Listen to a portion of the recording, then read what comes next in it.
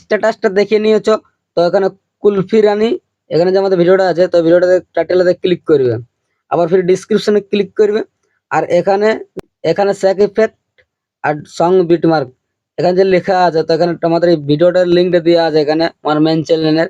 তো এখানে ভিডিওটাতে ক্লিক করবে। তো ভিডিওটাতে ক্লিক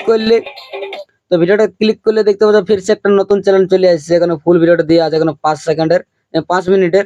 তো ওখানে 30 সেকেন্ডের দিয়ে থাকে, এখানে 5 মিনিটের ভিডিওটা দেওয়া থাকে।